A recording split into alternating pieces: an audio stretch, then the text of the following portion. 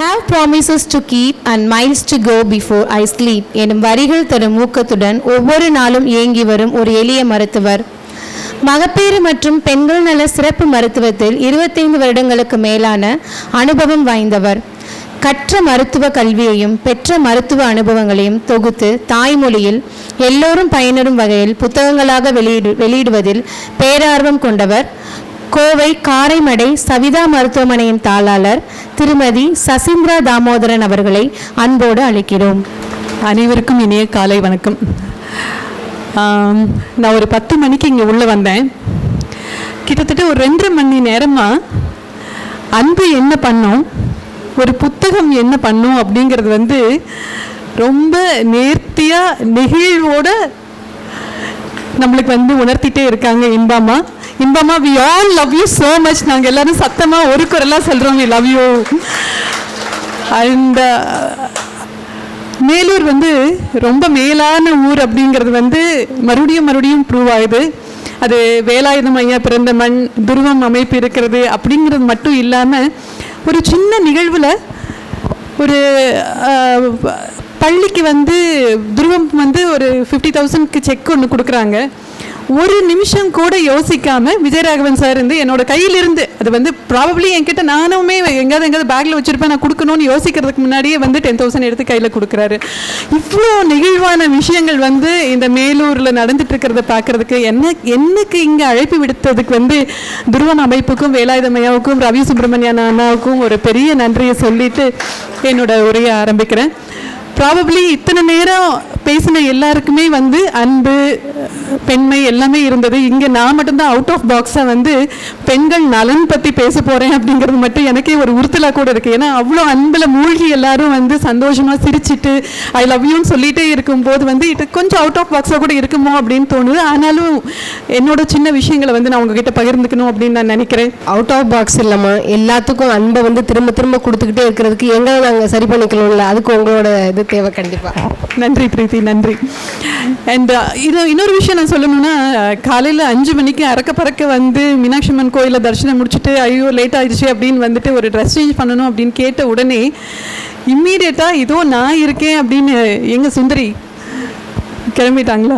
அப்படியே அவ்வளோ இயல்பாக கூட பிறந்த சகோதரி மாதிரி சாரியெல்லாம் ப்ளீட் பண்ணி கொடுத்து பின் பண்ணி கொடுத்து அவ்வளோ எல்லாமே ஃபீல் அட் ஹோம் அப்படிங்கிறது நான் திரும்ப காரமடையிலையோ சவிதாலையோ இருக்கணும் அப்படிங்கிற ஒரு ஃபீலை கொடுத்து மேலூருக்கும் பிரீத்திக்கும் எல்லாருக்கும் பெரிய பெரிய நன்றி. ஒரு குட்டி கதையோடு நான் ஆரம்பிச்சிடுறேன். நம்ம எல்லாருக்குமே கதைன்னா ரொம்ப ரொம்ப பிடிக்கும். அதுவும் இன்பாமோட கதையை வாசிக்கிறதுக்கு ரொம்ப ஆர்வமாக இருக்கும் அப்படிங்கிறது இப்போ டெஃபினட்டாக நம்மளுக்கு தெரிஞ்சிருச்சு.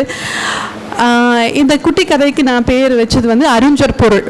நம்ம எல்லாருக்கும் தமிழ் கிளாஸில் அறிஞர் பொருள்லாம் தெரியும். இது ஒரு தாத்தாவுக்கும் ஒரு பேரனுக்கும் இருக்கிற ஒரு சின்ன கலந்துரையாடல். பேரை ஸ்கூல் முடிச்சு வந்த உடனே ஹோம்ஒர்க் நோட் ஓப்பன் பண்ணுறான். ஓப்பன் பண்ணும்போது தாத்தா டிஃபைன் மேன் அப்படின்னு சொல்லி எனக்கு இன்றைக்கி ஹோம்ஒர்க்கில் கொடுத்துருக்காங்க, இதுக்கு நான் என்ன எழுதுறது அப்படின்னு சொல்லி கேட்குறாங்க. அதுக்கு தாத்தா பேரனுக்கு புரிகிற மாதிரி சொல்லணும் இல்லையா, குட்டிமா நீ எப்படி எழுதணும்னா, வீட்டில் இருக்கிற பெரியவங்களையும் சின்னவங்களையும் பொறுமையாக பொறுப்பாக கவனிச்சுட்டு சுற்றி இருக்கிற சுற்றத்தாரையும் கவனிச்சுட்டு நமக்கு வேண்டியது எல்லாத்தையும் பண்ணி கொடுக்குறவர் மேன் எழுதுப்பா அப்படின்னு சொல்கிறாரு தாத்தா. ஒரே நிமிஷம் யோசித்த பேர குழந்தை, ஒரு கணம் யோசித்த பேர குழந்தை, அப்போ நம்ம வீட்டில் அம்மா தான் மேன் இல்லை தாத்தா அப்படின்னு கேட்குறாரு.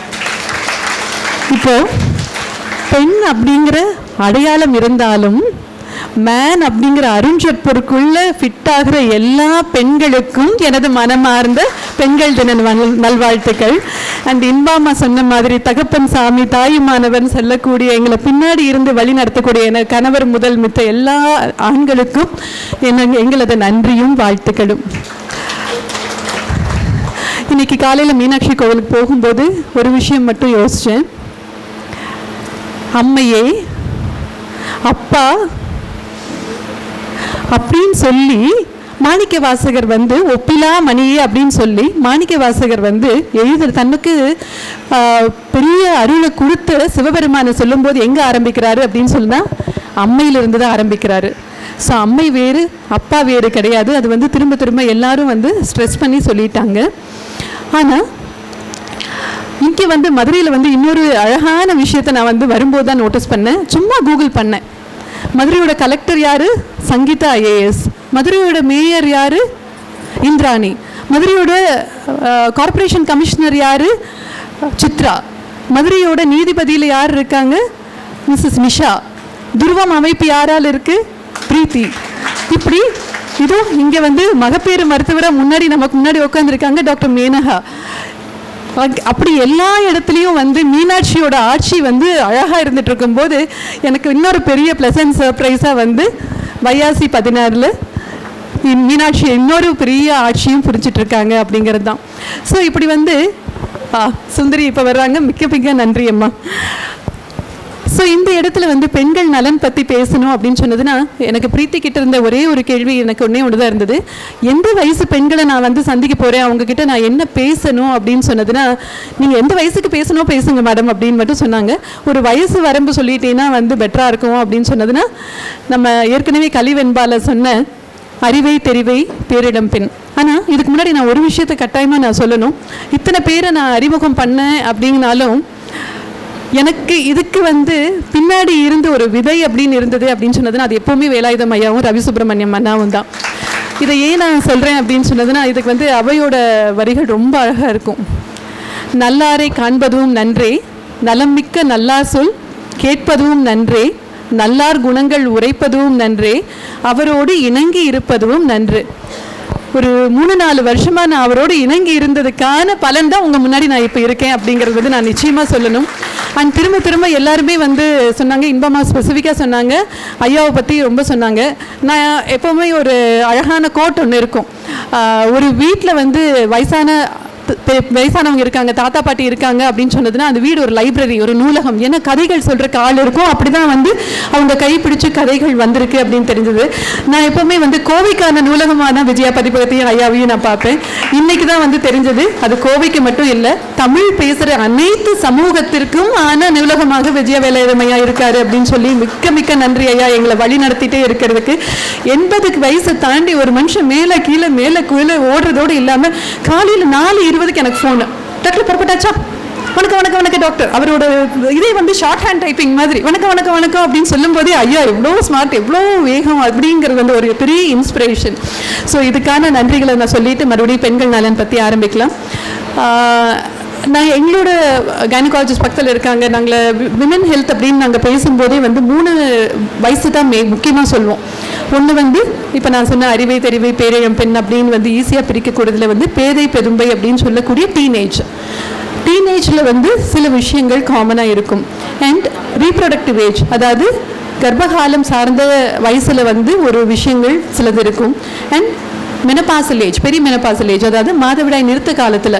எல்லா பெண்கள் நலம்ங்கிறது ஒரு கூட்டான விஷயம் தானே. ஏன் இப்படி வந்து 3 பிரிக்கிறோம் அப்படின்னு சொன்னதுன்னா, 3 காலங்கள்லையும் சில விஷயங்கள் சில மாறுதல்கள் இருக்கும். ஆனால் எல்லாத்துக்கும் காமனாகவும் இருக்கும். அப்படிங்கிறதுனால ஓவராலாக ஒரு நட்செல்லாக மட்டும் உங்களுக்கு வந்து சில விஷயங்கள் மட்டும் சொல்லணும் அப்படின்னு நினச்சது. பெண்கள் பூப்படைகிற வயசு பற்றி வந்து நாளுக்கு நாள் நம்ம பேசிகிட்டே இருக்கோம். சாதாரணமாக வந்து 15-14 வயசில் மட்டுமே பூப்படைஞ்சிட்டு இருந்தது வந்து இப்போ நம்ம கண்ணு முன்னாடி 8 வயசுலையும் 9 வயசுலையும் பெண்கள் பூப்படைகிறாங்க. அதுக்கு வந்து மெயின் காரணம் என்ன அப்படின்னு வந்து கேள்விகள் கேட்டுகிட்டே இருக்கும்போது விஷயம் நம்மக்கிட்ட தான் இருக்குது அப்படிங்கிறது மட்டும் நம்ம புரிஞ்சுக்கிட்டால் போதும். சிக்கன் ஒரு காரணமா அப்படின்னு வந்து ஆரம்பிப்பாங்க. இல்லை, நல்ல சத்தான ஆகாரங்களும் ஹார்மோன்களும் தான் காரணம். ஆனால் இந்த பூப்படைகிற வயசுக்கு வந்து மெயின் காரணம் நம்ம தான். ஊட்டி தேவையில்லாமல் அதிகமான உணவையும் ஊட்டச்சத்தையும் கொடுக்குறோம் அப்படிங்கிறது தான் மெயின் விஷயம். உஷா ரொம்ப அழகாக வந்து சொன்னாங்க மூச்சை எப்படி கவனிக்கணும் அப்படின்னு. எனக்கு ஒரே ஒரு வருத்தம் என்னென்னா, நம்ம யாரும் வந்து பிறந்த உடனே நடக்கலை. ஒரு வயசு 1.5 வயசில் தான் வந்து நடக்க ஆரம்பித்தோம். அண்ட் பிறந்த உடனே ஆனால் மூச்சு விட்டோம். இத்தனை வருஷங்கள் கழிச்சும் மூச்சு விடுறதுக்கான வந்து ஒரு துணையை இப்போ தேடுறோம். யோகா அப்படிங்கிற ஒரு விஷயங்கள் மூலியமாக வந்து தேடுறோம் அப்படிங்கிறது வந்து வருத்தம். இது வந்து நம்ம இயல்பான விஷயம் தானே. ஏன் வந்து இதுக்கு வந்து ஒரு எக்ஸ்ட்ரா கரிக்குலம் மாதிரி ஒரு தேவை அப்படிங்கிற மாதிரி தான் வந்து உணவை பற்றியும் வந்து நம்மளுக்கு ஒரு புரிதல்கள் கொஞ்சம் குறைவாக இருக்கும் அப்படிங்கிறது. ஸோ இந்த பூப்படைகிற வயசு வந்து குறைஞ்சதுக்கு வந்து நம்மளோட உணவு முறையும் உடற்பயிற்சியின்மையும் ஒரு காரணம் அப்படின்னு நம்ம சொன்னாலும், அதுக்கப்புறம் இந்த வயசில் வரக்கூடிய இன்னொரு காமன் கொஷின் வந்து எனக்கு மாத பீரியட்ஸ் கரெக்டாக வரதே இல்லைன்னு. இங்கே இருக்கிற கைனகாலஜிஸ்ட் மேடமும் கரெக்டாக சொல்லுவாங்க. எங்களுக்கு வரக்கூடிய பெண்களில் வந்து முதல் விஷயமே வந்து பீரியட்ஸ் இர்ரெகுலாரிட்டி அப்படின்னு வரக்கூடிய பெண்கள் உள்ளே வந்த உடனே வந்து எங்களுக்கு வந்து பிசிஓடி இருக்கான்னு சொல்லுங்கள் டாக்டர். பிசிஓடி அப்படிங்கிறது வந்து ஒரு ஃபேஷன் இல்லை, ஒரு ட்ரெண்ட் இல்லை அப்படிங்கிறத விட அது வந்து நம்மளே ஏற்படுத்திக்கிட்ட ஒரு வாழ்க்கை முறை நோய் அப்படிங்கிறது மட்டும் நம்ம புரிஞ்சுக்கிட்டால் போதும். அப்போ பிசிஓடினா என்ன? இயல்பாக வந்து ஒரு பெண்ணுக்கு இருக்கக்கூடிய கருப்பையும் சினைப்பையில் இருக்கக்கூடிய முட்டைகளும் மாதத்துக்கு ஒரு முறை அதில் ஒரு முட்டை முதிர்ந்து வெளியேறதை வந்து தடுத்து நம்மளோட அதிகமான கொழுப்பு, நம்மளோட அதிகமான மாற்றப்பட்ட ஹார்மோன்கள்னால அது முட்டைகள் வெளியேறாமல் உள்ளேயே தங்கி இருக்கிறது தான் வந்து பிசிஓடி அப்படிங்கிற சினைப்பைகள் நீர்க்கட்டி. அப்போ அதுக்கு ட்ரீட்மெண்ட் என்ன? ட்ரீட்மெண்ட் நம்ம கையில் தான் இருக்குது. ஸோ நிச்சயமாக அதை சொல்லிடலாம். ஸோ பிசிஓடி அப்படிங்கிறதும் வந்து இந்த வயசில் வந்து இருக்கக்கூடிய ஒரு விஷயமா இருக்குது அப்படிங்கிறது வந்து வருத்தம் தான். ஆனாலும் நம்மளால் கட்டாயமாக இந்த வயசில் வந்து அதை சரி பண்ண முடியும் அப்படின்னு தெரிஞ்சுக்கலாம். அண்ட் இந்த வயசில், அதாவது இந்த 10 பருவத்தில் வந்து இந்த வயசுக்கு வர்ற வயசோ இல்லை பிசிஓடி பிரச்சனையோ தாண்டி இங்கே நிறைய பெண்கள் இருக்கிறதுனால, சின்ன வயசு பெண்கள் இருக்கிறதுனால, ஆர் ஈவன் மிடில் ஏஜ் பெண்களுக்கு வந்து கட்டாயமாக வந்து டீனேஜ் பெண்கள் இருக்கவும் அப்படிங்கிற விஷயத்தினால நாங்கள் இங்கே ஒவ்வொரு மீட்டிங்லேயும் நாங்கள் ஸ்ட்ரெஸ் பண்ணக்கூடிய ஒரு விஷயம் வந்து ஹெச்பிவி வேக்சினேஷன் அப்படிங்கிற ஒரு தடுப்பூசி. ஸோ இப்போ தான் வந்து கோவிடை தாண்டி, ஒரு பெரிய நோயை தாண்டி, ஒரு பெரிய வைரஸ் தொற்று தாண்டி நம்ம எல்லாரும் வந்து ஆரோக்கியமாக டெஃபினட்டாக நல்லா இருக்கும். ஆனால் அதில் வந்து புற்றுநோய் அப்படிங்கிற ஒரு விஷயம் வந்து நம்மளை டெஃபினட்டாக வாழ்க்கையை வந்து ஆட்டி படைச்சிட்டே தான் இருக்குது. அந்த எந்த புற்றுநோயை வந்து நம்மளுக்கு வந்து இப்போ வந்து ஜென்ரலாக நம்ம தடுப்பூசி எதுக்கு போடுவோம்? ஒரு கிருமி தொற்று தடுக்கிறதுக்காக போடுவோம். ஆனால் ஒரு புற்றுநோயை தடுக்கக்கூடிய ஒரு தடுப்பூசி உங்கள் கையில் இருக்குது. அந்த தடுப்பூசி வந்து எந்த வயசில் போடணும் அப்படின்னு சொன்னதுன்னா 9லேருந்து 15 வயசுக்குள்ளே இருக்கக்கூடிய பெண் குழந்தைங்களுக்கு நிச்சயமாக ஒரு முறையாவது இன்ஜெக்ஷன் போட்டுருங்க. 15 வயசுலேருந்து திருமண வாழ்வுக்கு முன்னாடி கட்டாயமாக 2 இன்ஜெக்ஷன்ஸ், அதாவது 0 and 6 months, முதல் இன்ஜெக்ஷன் போட்டதுலேருந்து 6 மாதம் கேப்பில் போட்டுருங்க. அப்போ ஆண்களுக்கு அந்த இன்ஜெக்ஷன் இல்லையா? ஆண்களுக்கும் அந்த இன்ஜெக்ஷன் இருக்குது. ஆனால் பெண்களுக்கு கருப்பை வாய் புற்றுநோய் வந்து உள்ள பரவின ஸ்டேஜில் தான் வந்து வெளியே தெரியுது. அப்படிங்கிறதுனால முதல் இம்பார்ட்டன்ஸ் இந்த பெண்கள் தினத்தன்னைக்கு நாங்கள் கூடிய ஒரு மெசேஜாக வந்து ஹெச்பிவி வேக்சினேஷன் இருக்குது. இந்த வேக்சினேஷன் ஆரம்பித்து நிறைய வருஷங்கள் ஆனாலும் இப்போ சமீப காலமாக நம்மளுக்கு வந்து அது ரொம்ப குறைந்த விலையில், இன்ஃபேக்ட் இன்னும் மனசார சொல்லணும்னா நிறைய ரோட்டரி அமைப்புகள் அதை ஃப்ரீயாகவும் கொடுத்துட்ருக்கு. அந்த இன்ஜெக்ஷன் போடுறதுனால சைடு எஃபெக்ட்ஸ் எதுவும் இல்லை. ஆனால் நிச்சயமாக வந்து கருப்பை வாய் புற்றுநோயிலேருந்து அது பெண்கள் காக்கப்படலாம். அப்படிங்கிறதுனால அது ஒரு ஸ்ட்ராங் மெசேஜாக பெண்கள் உங்கள் எல்லாருக்கும் நான் அதை சொல்லிக்க விரும்புகிறேன்.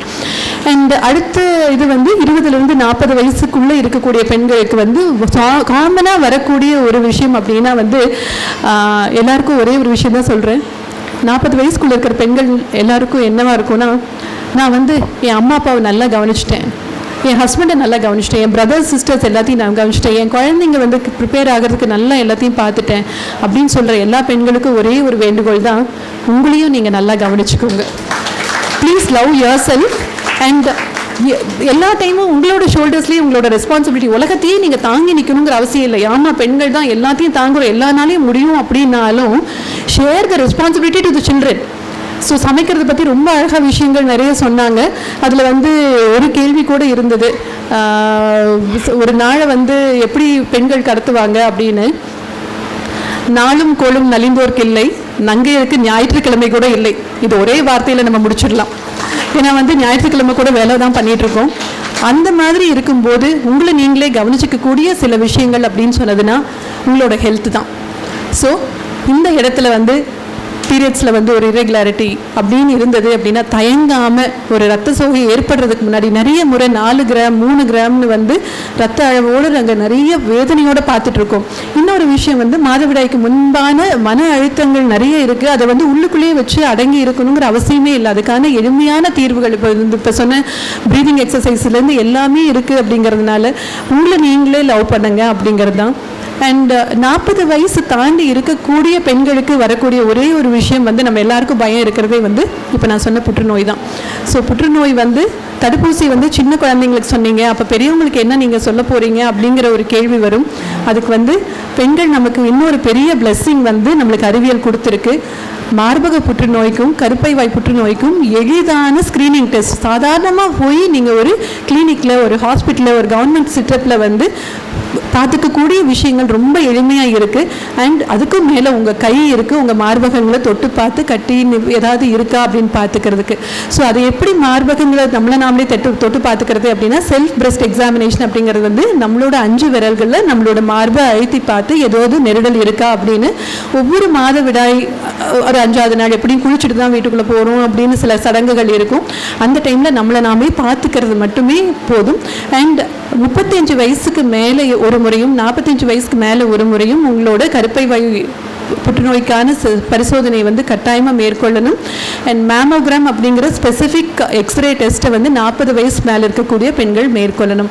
இது வந்து இந்த வயசுக்கான, அதாவது 10 பருவத்தில், ரீப்ரொடக்டிவ் ஏஜில் அண்ட் மெனபாசல் ஏஜில் இருக்கக்கூடிய சில முக்கியமான விஷயங்கள். அப்போ வந்து எங்களுக்கெல்லாம் எதுவும் இல்லையா, தாய்மானவர் தகப்பன் சாமின்னு எல்லாம் சொன்னீங்கன்னா, எல்லாருக்குமான ஒரு விஷயம் இருக்குது, அதுதான் ஆரோக்கியம். ஆரோக்கியம் அப்படின்னா என்னென்னா, ஈஸியாக வந்து இங்கே எழுத்தறிவித்த இறைவர்கள் எல்லாம் ரொம்ப அழகாக சொல்லிடுவாங்க. It is a state of complete physical, mental and social health அப்படின்னு மட்டும் சொல்லுவாங்க. அதையெல்லாம் தாண்டி நம்மளோட உணவு, உறக்கம், உடற்பயிற்சி, உணர்வுகள், இந்த 4 தான் வந்து நம்மளோட ஆரோக்கியம்.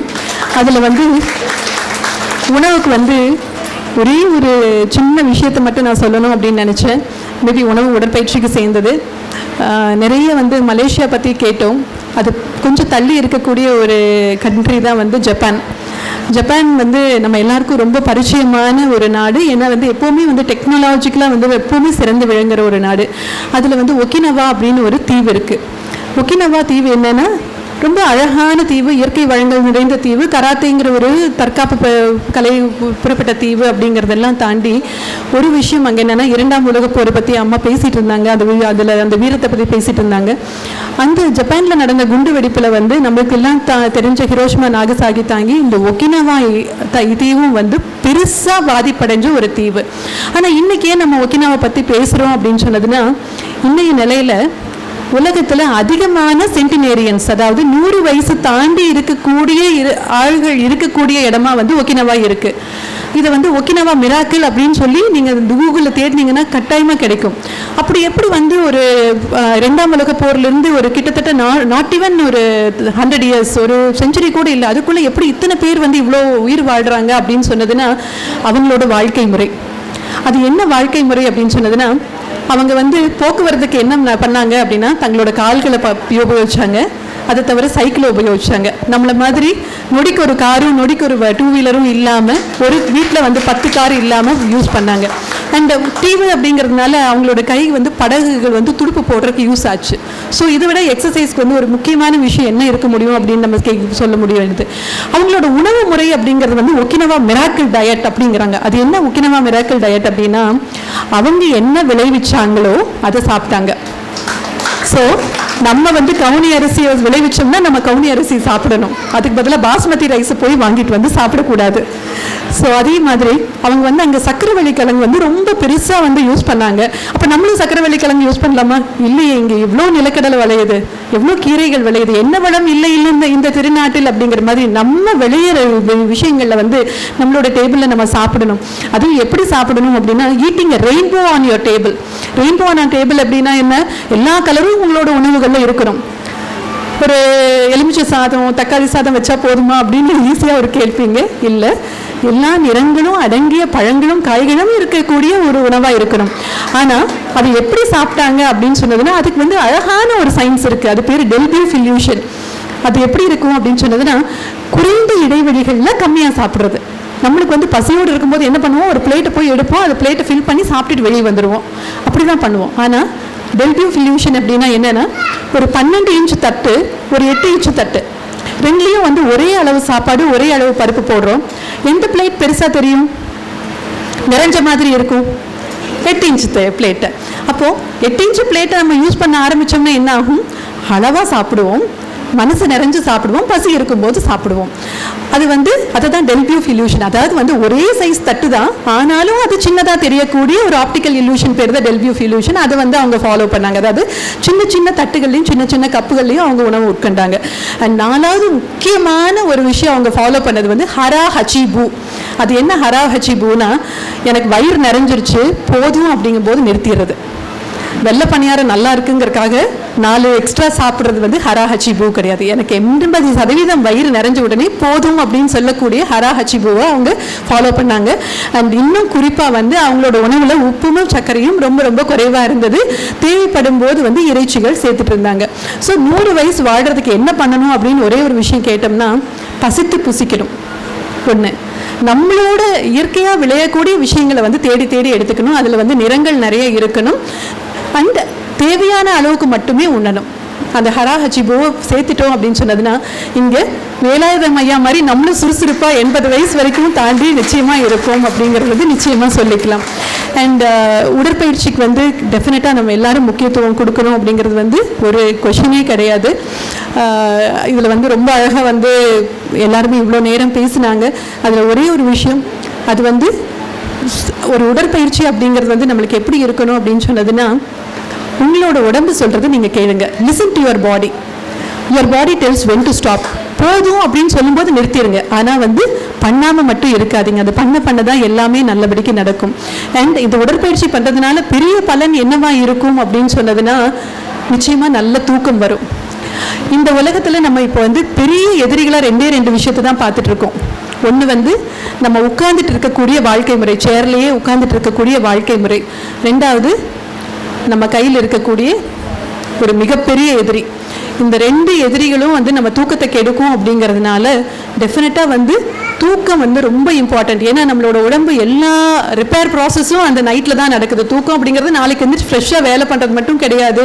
4 மணிக்கு எந்திரிச்சோம் அப்படிங்கிறது வந்து மட்டும் முக்கியம் கிடையாது. இரவு வந்து ஐயா மாதிரி 8:45 9 மணிக்கு தூங்க போகணும் அப்படிங்கிறது வந்து ஒரு குறிக்கோளோடு இருக்கணும் அப்படிங்கிறது தான் உறக்கம். உறக்கத்தை பற்றி ஒரு விஷயம் சொல்லணும் அப்படின்னு சொன்னதுன்னா, திருப்தி அப்படிங்கிற ஒரு வார்த்தையை ரொம்ப அழகாக இங்கே நம்ம யூஸ் பண்ணாங்க. நம்மளோட பசிக்கும் நம்மளோட திருப்திக்கும் 2 ஹார்மோன்கள் காரணமாக இருக்குது. பசி உணர்வை தூண்டுறது பேர் கிரெலின். போதும் சாப்பிட்டது போதும் அப்படின்னு சொல்கிறதுக்கு பேர் லெப்டின். நம்ம ஒரு நாள் நைட் ஷோ சினிமாவுக்கு போனோம் அப்படின்னு சொன்னதுன்னா, நம்மளோட கிரெலின்ஸ் எந்த அளவுக்கு சுரக்கும் அப்படின்னு சொன்னதுன்னா, போய் ஒரு பெரிய பாப்கார்ன் பாக்கும் பெரிய பெப்சியும் ஃபுல்லாக நம்மளே சாப்பிட்ற அளவுக்கு சுரக்குமாமா. ஸோ அப்போ நைட் ஃபுல்லாக எல்லா நாளும் முடித்தோம் அப்படின்னா நம்மளோட உணவு எவ்வளோ அப்சர்டாக மாறும், நம்மளோட வாழ்க்கை முறை நோய்கள் எவ்வளோ வருது அப்படின்னு நம்மளால புரிஞ்சுக்க முடியும். ஸோ நம்மளோட திருப்திக்கும் நம்மளோட பசிக்குமான ஹார்மோன்கள் வந்து தூக்கம் தான் கண்ட்ரோல் பண்ணுது. அப்படிங்கிறதுனால தூக்கம் ரொம்ப ரொம்ப ரொம்ப முக்கியம். அண்ட் கடைசியாக வந்து ஒரே ஒரு விஷயம் சொல்லக்கூடியது வந்து, உங்களோட உணர்வுகளுக்கு நீங்கள் மதிப்பழிங்க. ஏன்னா இப்போ இவ்வளோ நேரம் நம்மளோட பாசிட்டிவ் வைப்ஸை வந்து ஐ லவ் யூ ஆல், அன்பு அன்பு அன்பு அப்படின்னு சொன்னாங்க. இந்த அன்பு என்ன செய்யும் அப்படின்னு சொல்லி நான் வந்து என்னோட மார்கழி உற்சவம்னு ஒரு புத்தகத்தில் வந்து எழுதியிருக்கேன். நம்ம எல்லாருக்கும் வந்து திருப்பாவை அப்படிங்கிற ஒரு இது கண்டிப்பாக தெரியும். அதில் வந்து முதல் திருப்பாவை என்னவா இருக்கும் அப்படின்னு சொன்னதுன்னா, மார்கழி திங்கள் மதி நிறைந்த நன்னாளால், அதில் வந்து கூர்வேல் கொடுந்தொழிலன் நந்தகோபன் குமரன் அப்படின்னு ஒரு வார்த்தை வரும். நந்தகோபன் யாரு? மாடு மேய்க்கிறவர். என்ன பண்ணுறாரு? கண்ணன், கடவுள் கண்ணனை வந்து வளர்த்திட்டு இருக்காரு. அவர் கையில் என்ன இருக்கணும்? மாடு மேய்க்கிறதுக்கு ஒரு கம்பு இருக்கணும், ஒரு குச்சி இருக்கணும். ஆனால் கோதை என்ன சொல்கிறாங்க? கூர்வேல் கொடுந்தொழிலன். ஏன் வந்து மாடு மேய்க்கிற ஒருத்தர் கையில் வந்து வேல் வந்தது அப்படின்னு சொன்னதுன்னா, கம்சனால கண்ணனுக்கு வந்து தினம் யாரோ ஒருத்தர் வந்து அழிக்க போகிறாங்க அப்படிங்கிறதுனால அவர் கூர் வேலை வச்சுருந்தாரு. சரி, அப்போ கடவுள் கண்ணன் என்ன ஆனார் அப்படின்னு சொன்னதுன்னா, அவர் சின்ன ஃப்ளாஷ்பேக் நீங்கள் போங்க. அவர் எங்கே பிறந்தாரு? தேவிகையோட வயிற்றுல 8வது குழந்தையா பிறந்தாரு. ஏன் 8வது குழந்தை? 7 குழந்தைங்களும் வந்து கம்சனால செவரில் அரைஞ்சு செத்த பின்னாடி 8வது குழந்தையா வந்து, ஏன் கம்சன் அரைஞ்சா? தன்னோட தங்கைக்கு பிறக்கக்கூடிய குழந்தைனால தான் வந்து தனக்கு அழிவு அப்படிங்கிறதுனால, நீ குழந்தை இருந்தால் தானே நீ வந்து என்னை அழிக்க வருவேன், எல்லாத்தையும் அடித்து கொள்றாரு. அப்போ தேவிகையோட உணர்வுகள் கர்ப்ப காலத்தில் எப்படி இருக்கும்னு கொஞ்சம் யோசிச்சு பாருங்க. இந்த குழந்தையாவது எனக்கு நிற்குமா, இந்த குழந்தையாவது என் பேரை சொல்ல வருமா அப்படிங்கிற பயத்தோடையும் நெகட்டிவ் தாட்ஸோடையும் பிறந்த கடவுளான கண்ணன், அது கடவுளே ஆனாலும் தன்னோட தாய்மாமனான கம்சனை மன்னித்து விடவில்லை. ஒரு கடவுள் என்ன பண்ணியிருக்கணும், நம்ம போய் ஒரு கடவுளே என்னை மன்னிச்சிரு, நான் தப்பு பண்ணிட்டேன் நம்ம போய் வேண்டுறோம், மன்னிக்கு தான் நம்ம கேட்குறோம். ஆனால் கம்சனை கொன்னாரு. இந்த மாதிரி ஒரு மேடையில் நான் இதை பேசலாமா அப்படின்னா, ஒரு சில அவதாரங்களுக்கு முன்னாடி நரசிம்ம அவதாரம் அப்படின்னு ஒன்று படிச்சிருப்போம். அதில் பக்த பிரகலாதன் என்ன பண்ணா, அசுரனோட குழந்தை அம்மா கயாத தேவி கர்ப்ப காலத்தில் வேற வழி இல்லாமல் நாரதர் முனிவரோட குடிலில் கர்ப்ப காலத்தில் ஓம் நமோ நாராயணா நல்லதையே நல்லதையே சொன்னதுனால அந்த குழந்தை நல்லதா பிறந்தது. அசுரனோட குழந்தை கர்ப்ப காலத்தில் நல்லதையே கேட்டா நல்லதா பிறக்கும். அண்ட் கடவுளே ஆனாலும் கர்ப்ப காலத்தில் நெகட்டிவ் விஷயங்கள் கேட்டது அப்படின்னு சொன்னதுன்னா அது அழிக்கிற குழந்தையா பிறக்கும் அப்படிங்கிற ஒரு எபிஜெனட்டிக்ஸ் தான் நம்மளோட உணர்வுகள். அந்த உணர்வுகளை நம்ம அழகாக கொண்டு போனோம் அப்படின்னு சொன்னதுன்னா நிச்சயமா நம்மளோட ஆரோக்கியம் செம்மைப்படும். அதுக்கு பேர் மருத்துவம் நாங்கள் எபிஜெனட்டிக்ஸ் அப்படின்னு சொல்றோம். அதாவது அம்மா அப்பா கிட்ட வரக்கூடிய ஒரு மரபணுக்கள், நம்மளிருந்து வெளியிருந்து வரக்கூடிய விஷயங்கள் எபிஜெனட்டிக்ஸ். நம்மளிருந்து வெளியிருந்து வரக்கூடிய இந்த அன்பு, உணவு, உடற்பயிற்சி, ஆரோக்கியம் எல்லாமே ஒரு மனிதனை செம்மைப்படுத்தும் அப்படின்னு சொல்லிட்டு இறுதியா ஒரே ஒரு சின்ன கதையோட இந்த இதை முடிச்சுக்கிறேன். இதுவும் 5 செகண்ட் அட்டகாசம் அப்படிங்கிற ஒரு இது வந்ததுல தான். எதிர்காலம். அந்த மந்திரவாதியின் லைப்ரரியில் யாருக்கும் தெரியாமல் இந்த அதிசய புத்தகத்தை திருடி கொண்டு வந்துவிட்டேன். எதிர்கால வாழ்க்கை புத்தகம் என்று அதில் பொன் எழுத்துக்களால் பொறிக்கப்பட்டிருந்தது. உனது பெயர், நீ பிறந்த வருடம் மற்றும் பிறந்த நாளில் தேடினால் உன் எதிர்காலத்தை தேடலாம். ஸோ போய் ஒரு நேம் ஒன்று எழுதிட்டீங்க அப்படின்னா உங்களோட எதிர்காலம் உங்களுக்கு தெரிஞ்சிடும் அப்படின்னு. ஸோ நான் திருடனா நான் என்ன பண்ணேன், ஒவ்வொரு தேதியிலையும் தேடினா கரெக்டாக ஆமாம் இந்த நாளில் எனக்கு கல்யாணம் நடந்தது, இந்த நாளில் எனக்கு குழந்தை பிறந்தது அப்படின்னு சொல்லி ஒவ்வொன்றும் அழகாக போன வருஷம், போன மாதம், போன வாரம் எல்லாமே கரெக்டாக நடந்தது. ஆனால் அடுத்த நாளில் என்னன்னு நான் தேடும்போது வெறுமையாக அந்த புத்தகங்கள் வெறும் பேஜாக மட்டும் இருந்தது. அதில் இறுதியான ஒரு வாசகம் இருந்தது. உனது எதிர்காலம் உன்னால் தான் எழுதப்படும் என்ற பொன் எழுத்துக்களால் அது எழுதப்பட்டிருந்தது. ஆமாம், உங்களோட எதிர்காலம் அது ஆணுக்கும் பெண்ணுக்கும் சமம்தான். உங்களோட எதிர்காலம் உங்களது கைகளில் உங்களால் தான் எழுதப்படும். அது அன்பு என்னும் ஆயுதத்தால் இன்னும் வலிமை பெறும் என்ற வார்த்தைகளுடன் நன்றி கூறி விடைபெறுகிறேன். நன்றி.